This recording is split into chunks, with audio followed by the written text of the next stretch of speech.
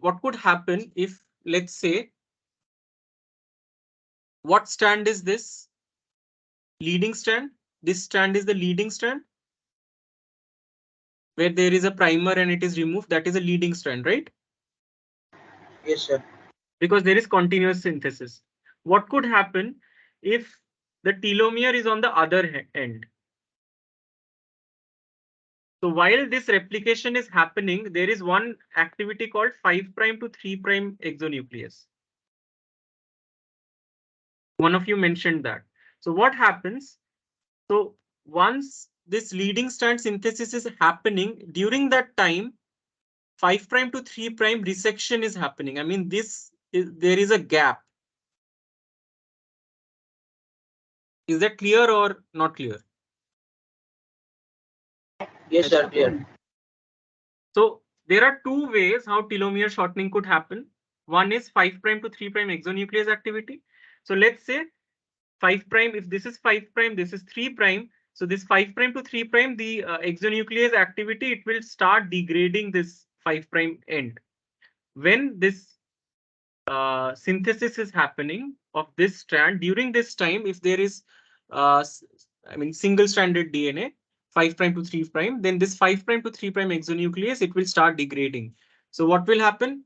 The telomeric ends, it will shorten. That is one way. The other way is when the primer is removed from the end of a DNA, there is the restriction enzyme cannot repair that kind of a damage. So this this gap remains even in the end of replication, and it keeps on increasing once there are more number of cycles of replication. So this is called the end replication problem. This is how telomeres are shortened after each and every cycle of cell division.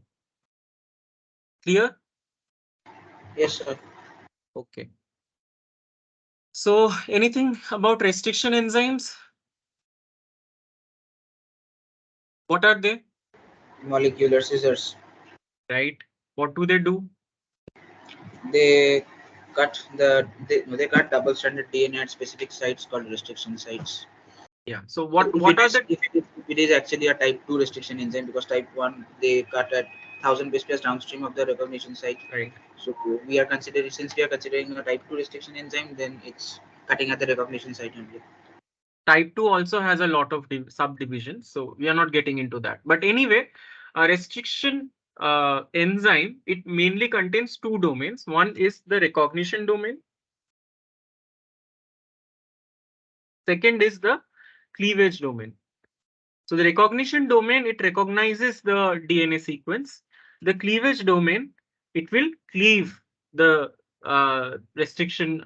It may cleave at the same location at the recognition sequence, or it may cleave, as you said, 1000 base pairs away or 24 to 26 base pairs away. It is dependent upon different kinds of restriction enzymes. But my question to you is that restriction enzymes, they were discovered in prokaryotes as a protective mechanism. So what will happen if there is any foreign DNA that comes into the bacteria? These restriction enzyme will cut those DNA. That is how it happens. But the same organism could also have the recognition site. That is methylated, so it will not recognize. Right. The modification by the DNA methylase. So some restriction site, they have this methylation activity coupled to them, right? There are some restriction sites, restriction enzymes. So like type 1, type 3, these restriction enzymes have two dual role. One is, restriction, and another one is methylation. But type 2 restriction enzymes, they are usually unifunctional. They usually only either restrict or they methylate, either of these two. Is that clear? Yes, sir. So these are the different types of restriction enzymes. So just what I mentioned, like type 1 and type 3, these are bifunctional enzymes. So they have both methylase and endonuclease activity. While type 2, which is mostly used in molecular biology labs, they have only one function, either methylase or endonuclease activity. So type 1 has three different subunits. Three different subunits. Type 2 has identical subunits, two identical subunits. So we can call they are homodimers, right? And type 3, there are two different subunits. So they are heterodimers. The cofactor requirements for all three is magnesium is always required for any restriction enzyme. ATP and S-adenosine S-adenyl methionine is required for type 1, while ATP only is required for type 3. So as you said, type 1, there is a random cleavage around 1000 base pairs away from the recognition site. For type 2, the restriction might happen at or near the recognition site. For type 3, it happens 24 to 26 base pairs downstream of the recognition sequence. There are many other types of restriction enzymes now, many other classifications which have come up. One of the famous ones is CRISPR. Have you heard about it? Yes, sir. So CRISPR, I think they put it in type 5, if I'm not wrong. I have to look into it. I mean, I'm not sure, but I think it is type 5 restriction enzyme. I'm not sure. I have to look into it. So anyway, so the concept of restriction enzyme is clear, right? Yes, sir. Fine. Okay, so we will see the length of telomere. So what could affect the telomere length? Fine. So the telomere length could be affected by the amount of telomere that is lost in each replication cycle, and it could also depend on the rate of cell division. So how could telomere length be dependent on this rate of cell division? Telomere length will be inversely proportional to cell division rate. So Okay, as cell how? division rate will increase, telomere length will decrease because of this end replication problem. Right, that is Considering clear. considering the that it is a normal cell, not a like germline cell or a cancerous cell, That where is fine. telomere We are not effectivity is high. considering about those kind of cells. So Uh-huh. rate of cell division. So If the rate rate of of cell cell division division is high in a cell, cell and or in an the organism, let's say, so can we say that that organism has a higher metabolic rate? yes, sir. So you can see here, right? So if there is a higher metabolic rate, there will be a lower telomere length, or there will be faster depletion in the telomere. So is that clear? Is that concept clear with everybody? Yes, sir. Okay. So we will study one paper. So I have decided that I'll not show you lot many graphs and plots because it might become a little bit confusing. So I will just give you the summary here. What they have studied. So they have used donor fibroblasts, and they irradiated these fibroblast cells using UV light. So UV induced damage was observed. Pyrimidine dimers was observed. So what is one kind of pyrimidine dimers? Thymine. Yes, thymine dimer. So thymine dimer, these kind of dimers, pyrimidine dimers were formed. Now, HINF1, it's a restriction enzyme which recognizes the sequence of the telomere. What is the sequence of telomere? Usually in humans, it's TTA, GGG. So it has a similar sequence, not the same sequence. So it essentially digests the telomeric DNA. So that is how we are finding out the length of telomere here. And T4 endonuclease, it recognizes the pyrimidine dimers and they cleave it there. So if there are dimers formed within the DNA, it will recognize it and it will cleave the DNA right over there. So what they saw here. So essentially, MTL is mean telomeric length. Fine. So if you see in the first row, cells which were like 2 day old, which were 9 year old, 75-year-old. I mean, cells were taken from these patients. So you will see if you compare a 2 day old cell, I mean patient, I mean cell taken from a 2 day old patient and cell taken from a 75-year-old patient. So what is the difference between the mean telomere length? The This mean and this. telomere length will be the mean telomere length will be longer in the case of the 2-day patient and shorter in case of this 75-year-old patient. Fine, fine, fine. So what do we observe in case of Alzheimer patient and Werner's patient? In Alzheimer's patient, there is a slight increase fine, but that is again not insignificant in this case. But for in case of Werner's syndrome, we can clearly see that there is a decrease in the mean telomere length. So is that clear? Yes, sir. Sir, Now, the graphs which you are not showing, will we get them in the research papers? yes, yes, yes. Okay, okay.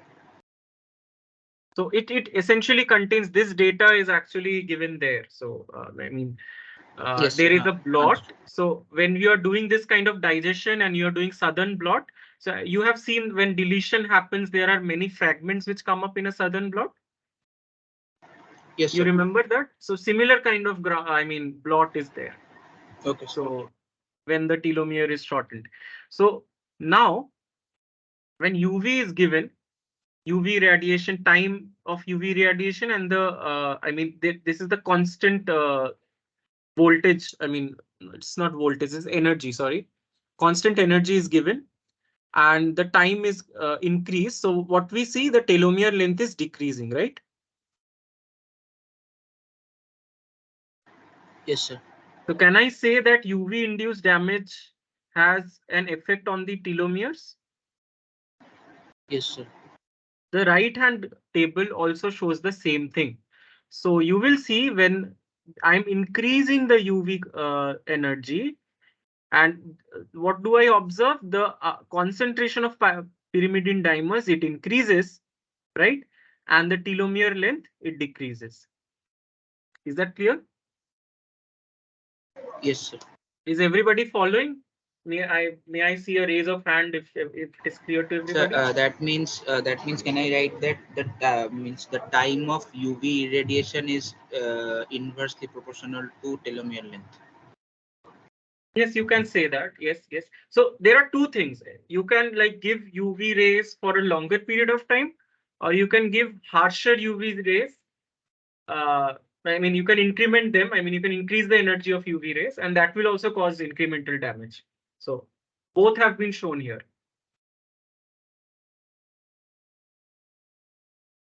Is that clear? Yes, sir. Any questions so far? Is it clear to everybody? Maybe a show of hands will. It appears it is not clear.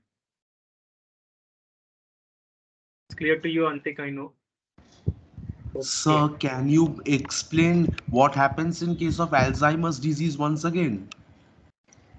Okay, Alzheimer's also. Okay, I did not completely, focus on this. So Alzheimer's, the telomere length appears to be similar to that of a normal patient. See 6.47 for Alzheimer, and it is around for 9-year-old, it's 6.41. So it's almost similar. Okay, but when we increase the DNA, UV induced damage, when we increase the amount of time this DNA is uh, kept in UV, so what happens? There is a reduction in telomere length.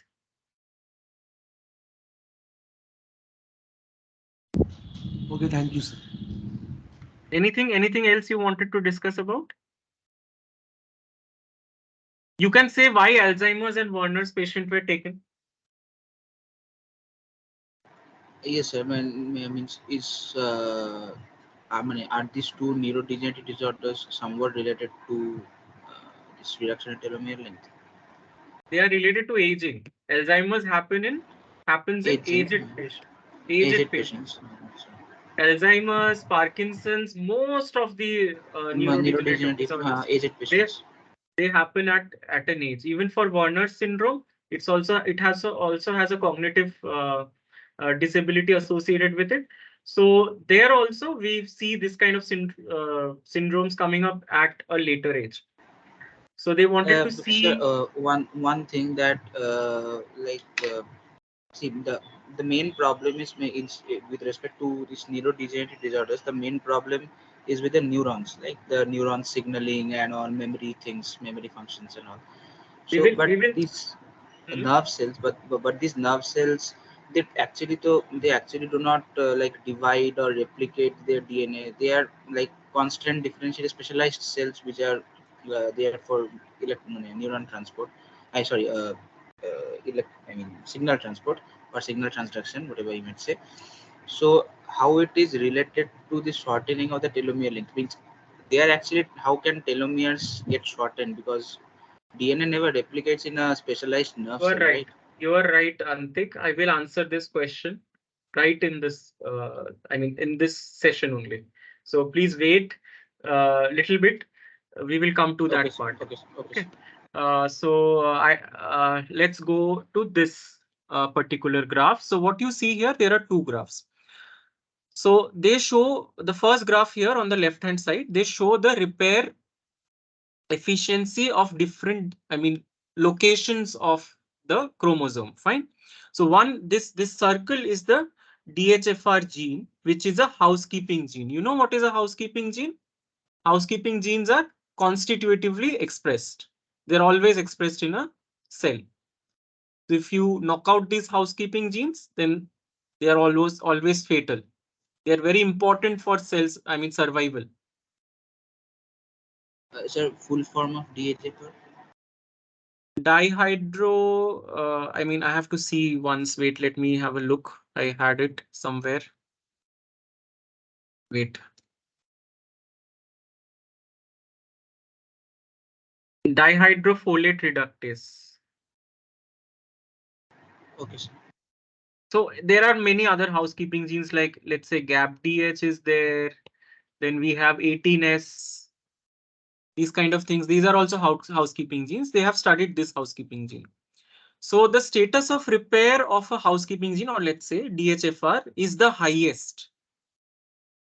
Is everybody following that? This is the highest. Yes, sir. Now, this triangle means that it is the repair in the overall genome. So if we see the overall genome, this is the mean repair frequency. So the repair of a housekeeping gene is even more than that of the mean repair frequency or condition of a genome. Is that clear? Yes, sir. Now they have also seen the delta globin gene. So you know about delta globin? Delta globin, gamma globin, you know about this? No, sir. No. These are So we globular have proteins. heard about it. So what is hemoglobin made of?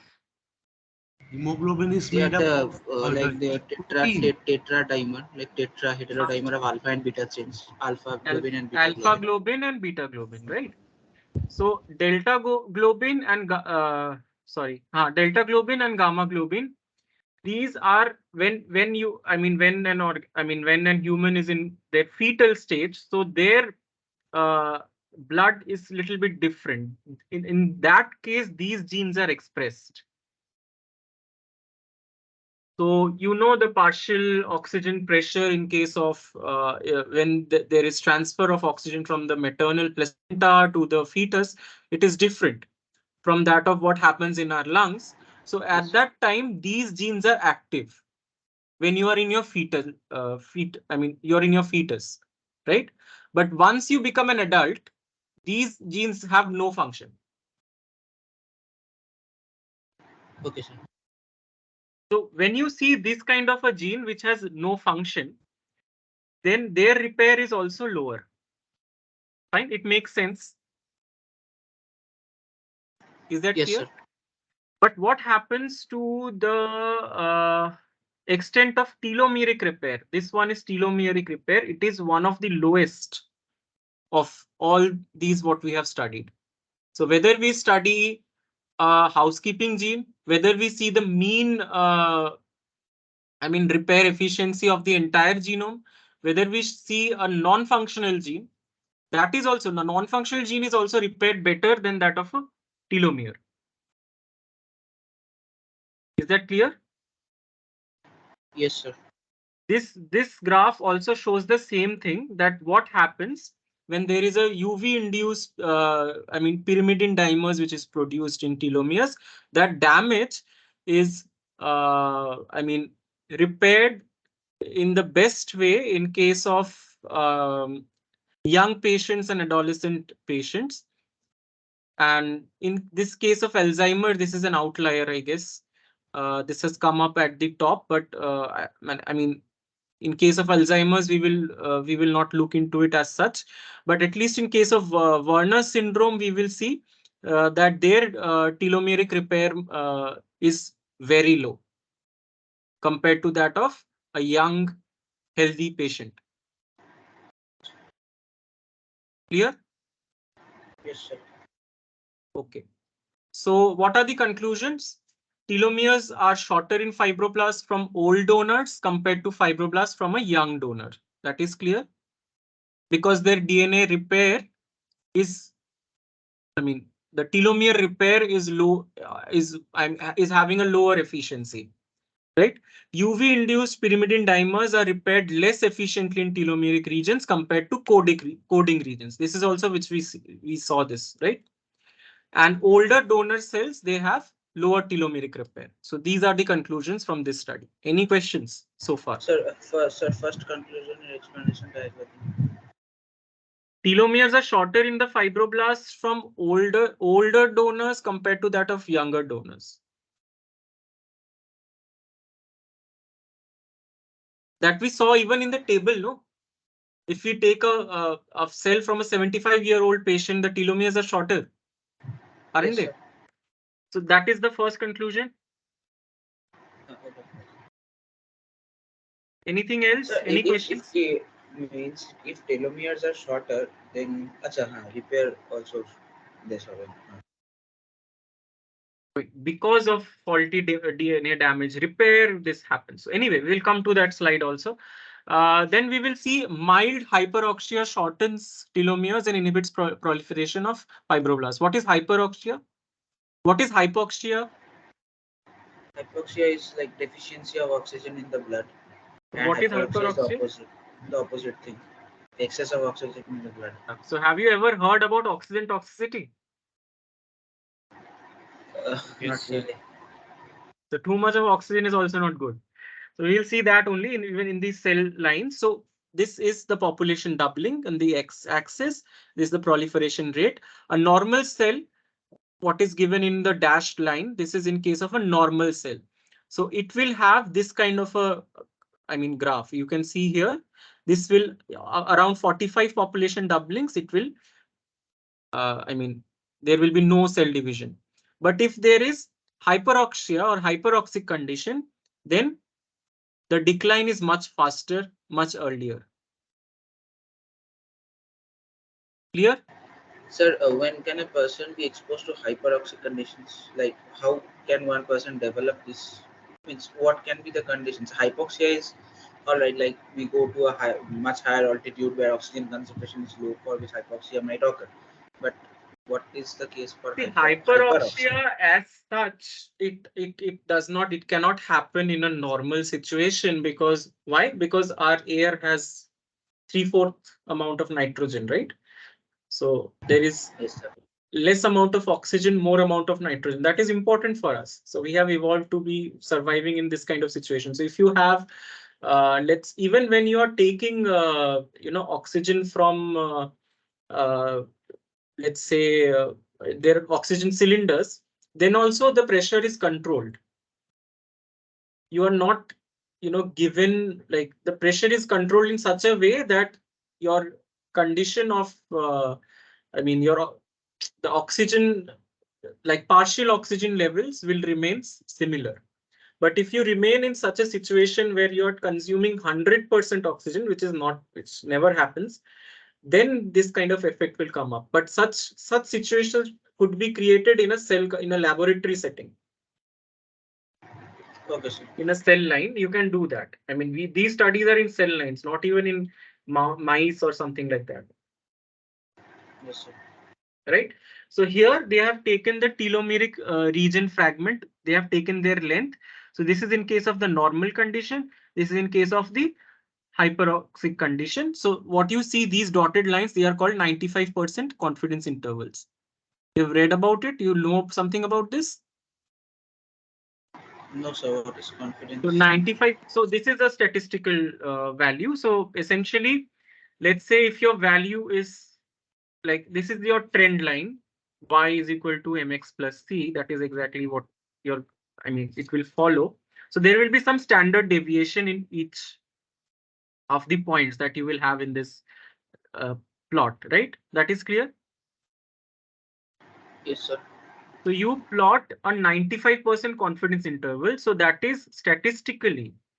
So whatever statistically, if there is 95% probability that uh, I mean, you are lying in this particular line. Let's say if this is the point we are considering. So it is within the 95% confidence interval. That means it is within this trajectory. Okay, this Okay, will sir. okay. Let me again try to explain this further. So what happens? So whenever we develop, let's say a hypothesis, there is a hypothesis, there's an alternate hypothesis. So usually the hypothesis is that there is, let's say we are comparing, you know about t-test? No, sir. T-test. I Will am. be you will be studying about it in genetics. I think it is in genetics only, as far as I remember. So what happens?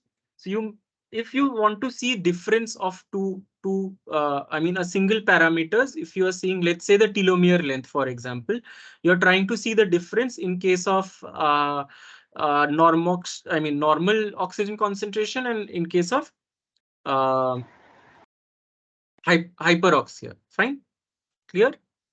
These are the two conditions. So there will be more than one number of points which you will have. In a biological samples, you cannot have 1 point, right? Yes, sir. So what happens? You will do a t-test. So a t-test will actually put this distribution into a normal distribution. So whatever lies within the 95% range is an acceptable value. Whatever lies beyond this is an outlier.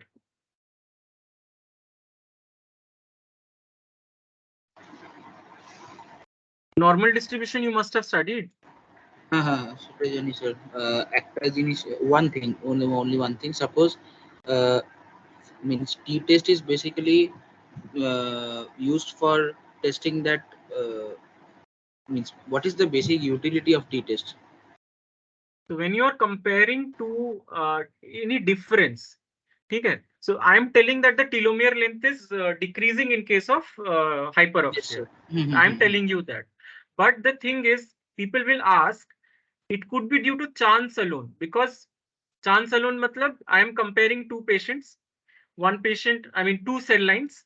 One is having higher telomere length, and I'm saying that it is having normal oxygen conditions. That is why it is having higher. It is having higher telomeric length, and I'm giving more oxygen to some of the cells, and I'm telling that they have lower telomere length because they have higher oxygen given to them. So this kind of conclusion I cannot make until and unless I do a t-test. The t-test is kind of a normalization, which will tell you if you compare only one cells in both the cases, nobody will believe you. You have to have replicates. Okay, sir. So having these replicates, they will give you some outliers. Like this data is outlier. Okay, means I mean exception type. It's an Like exception. deviation So from the by this deviation way, from you normal can, view. yes. So by this way, you make an hypothesis. So the null hypothesis is there is no change in telomeres, whether it is in hyperoxia, whether it is in normoxia. There is no change in telomere. That is called null hypothesis. And your alternate hypothesis is that there is a change. Okay, Fine. sir. Now, when you do the t-test with this hypothesis, you should get a p-value less than 0.05. That is less than 5%. That means you can reject the null hypothesis and you will accept the alternate hypothesis that there is a change between normoxia, I mean the telomere length between normoxia and I mean uh, hyperoxia. Is it clear, or it has been confusing with for all of you? Yes, sir. A bit clear. Clear, clear. Okay, Anybody else? I so mean, actually we are doing we are testing one observation by testing actually one hypothesis, right? I mean, suppose like for example, we are developing two cell lines, one in normoxial environment and in hyperoxyl environment, and then we are checking the telomere lengths, and but since and now we are saying that due to hyperoxy condition telomere length is shortening, but just to like hypothesize this or like prove it by means of a hypothesis, we are normalizing it with the This help of can the happen in normal curve. any other case of genetics also. Let's say there is a gene A. I'm going to a little bit of plant genetics. Okay, there is a gene A that influences the effect on leaf size. Is Okay, it sir. clear? So you will knock down this gene. So what do you expect? That the leaf size will decrease. Yes, sir. So you will take the leaf of normal A genes, जिसमें है, जिस plants में, you will take the leaf size. So it is coming like 5 centimeters, 6 centimeters. Oh, okay. 6 centimeters. Some will be 4 centimeters. Some might be 8 centimeters. Some might be 3 centimeters. You will take a lot of leaves. Yes, sir. Then you will take a knockout. A जिसमें नहीं है, उसका leaf size देखोगे, it will be like 3 centimeters, 2 centimeters. One might be 5 centimeter also. Yes, sir. So you will take a lot of samples like this. Then you will do this t-test. So what will be your null hypothesis? That this gene has no effect on the leaf size. That will be your Yes, null sir. Okay. hypothesis. Okay. Your Okay. alternate hypothesis is that this gene has some effect. So if you Okay. do a t-test and your p-value is less than 0.05, then you can reject the null hypothesis and accept the alternate hypothesis. Clear? Achha. Okay. Okay. Okay. Oh, what is this P? Oh, probability. Okay. Probability. I Okay. think you had this in your, I Yes. mean, we used to have these things in our mathematics course. I'm not sure. Statistics.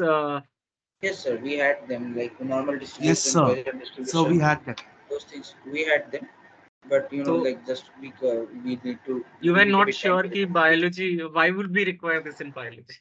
No, no, that was a necessity. But the thing is, like, it would come in this way. We can test it. So that is how you test. So anything you claim, that is, anyway, I will come to this later after I complete this, lecture today. So what happens? Hyperoxic condition, it causes rapid shortening of telomeres. That I can say, because the telomere length in case of hyperoxic condition is less than that of normoxic condition or normal oxygen condition. Clear? Yes, sir. Fine. Good enough. So this is another paper. I'll not discuss much about it, but this is also similar to that. So chronic hyperoxic treatment, it accelerates the rate of aging and telomere shortening in parallel. This happens together. So what is the hypothesis? That accelerated telomere shortening is due to accumulated oxidative damage in telomeres. Does it make any sense? Yes, sir. Yes, sir. If there is more oxygen, the metabolic rate will increase. Then there will be higher oxidative phosphorylation and higher amount of oxidative damage. That's as simple as that. So what they observed in this paper, that the frequency of single stranded regions is higher in case of telomeres than in case of mini satellites and bulk genome.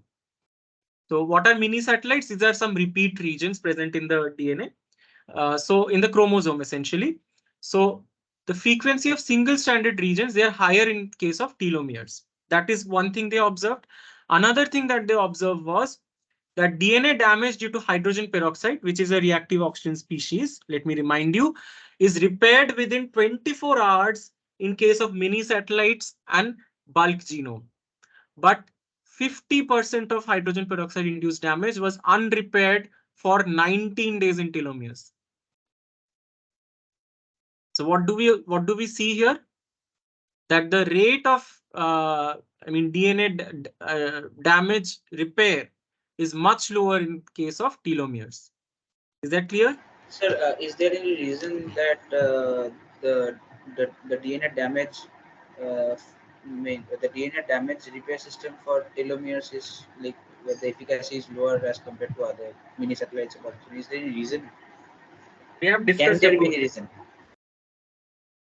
We have discussed about it. Can you recall? In the very first slides, we have discussed about this.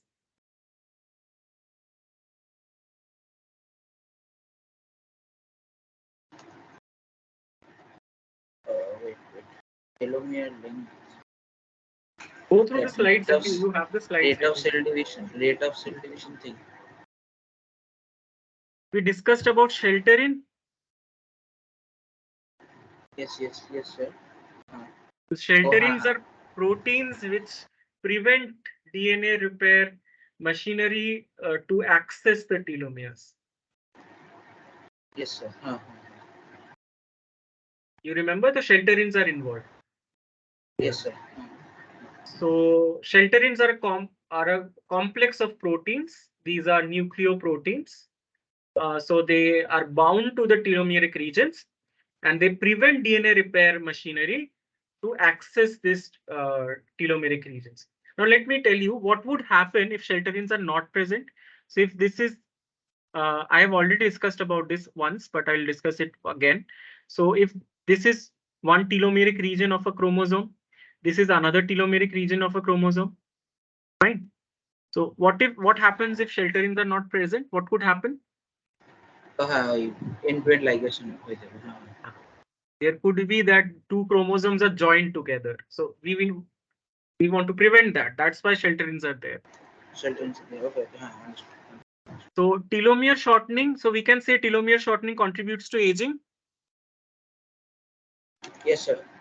And also we can say that a maximum lifespan of an organism, it modulates the telomere shortening as well. Matlab metabolic of things, if you remember that. Yes, sir.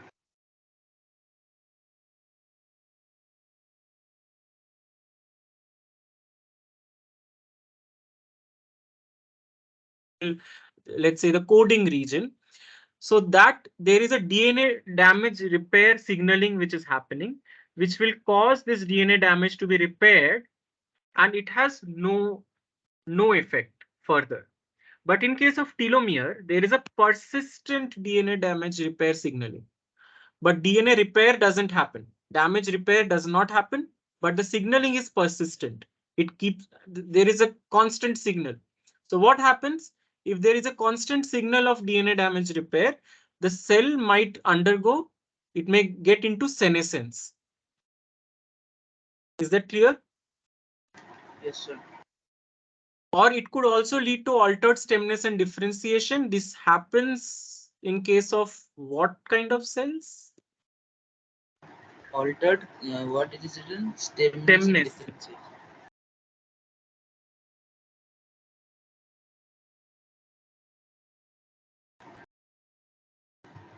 Stem cells. Stem cells, right? Also cancer cells. Also cancer cells. So sometimes when this persistent DNA damage repair things are there, when this signal is constantly there, then at that time, what could happen? The stemness means the potency of the cell might change and it might differentiate into some other cell type. So that happens in case of stem cells. The cell might develop into a cancer cell. These kind of things might happen. Okay, now I would like to ask you a question. You know about quiescence? G0 phase. Yes. And you just studied about senescence. Are these two things same? No. How is it different? Quiescence से কিছুই হয় না, like it's in complete rest, like it's a separate phase যেখান দিয়ে আর বেরোয় না cell as such. No, actually, Senescence? we might say that they are not equal, but it might be said that quiescence leads to senescence. Maybe after a certain point of Any time. other Maybe answer? এরকম because টাইপের question দিয়ে because গেটে কিন্তু confuse করে প্রচুর। because quiescent cells are divisionally inactive but metabolically active. So Senescent cells are also metabolically active. They are not apoptotic.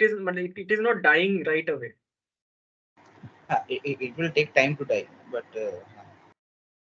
In case of quiescent cells, I mean quiescent or quiescent cells, what happens is that these cells are temporarily, they have, they are not undergoing cell division, but these cells can come back in the cell division process. So as you see, somebody said, Shinjan said that they enter the G0 phase, but if enough factors are given, they may come back to the G1 phase. G1 phase or S phase, I mean, whatever is G1 phase, then S phase. So they may re-enter the cell cycle, right? Clear? yes, sir. That happens in case of quiescent cells. But senescent cells, they cannot re-enter the cell division anymore. Their only fate is to die. Sir, what is the reason for this? What might be the reason? What have you studied in this? Wait. Telomere Wait. shortening. Acha, So you told me something about the neurons. yes, sir. So the neurons, I mean, let's say there are proliferating tissues and there are post-mitotic tissues in our body. So those ones which have proliferating tissues, they will undergo cell division many times in their, uh, in the body, and their telomeres will get shortened progressively. That is clear. Yes, sir. But neurons, it is believed that they already have depleted their telomeres. That is why they cannot divide. Okay. Is it clear to everybody? Yes, sir. So they are, in a sense, they are like kind of, they are senescent. So they have no telomere left that they can divide any further. That's why neurons, as you said, they do not divide. So whether there is a damage to in this stage, DNA damage at this stage when the telomere is very short, or if it happens in case of most post-mitotic tissues. So what happens? There is inhibition of DNA damage repair at telomeres, and there is accumulation of DNA damage at telomeres. So what could happen? Cell cycle arrest or senescence-like phenotype. These two things can happen. Any questions? Sir, in this, in the left part, it is written that persistent DNA damage repair signaling leads to cellular senescence. Sir, how is this? Can you please repeat once more? So when there is a damage in the DNA, it needs to be repaired. So there is a signal to repair this DNA damage. That is clear. Yes, sir. But in case of telomeres, what happens? These signals are constantly produced, but the DNA repair machinery cannot repair the damage. Yes. So Due there to is a some time. persistent signaling. Okay. So that when there is a persistent signaling, at that time the cell knows that we cannot anymore divide. I mean, there is a damage, we cannot repair this, and hence there is cellular senescence. So it enters into the senescent phase. Oh, okay, sir. Okay, sir. Understood. Clear? Okay. So how many hallmarks have we discussed so far?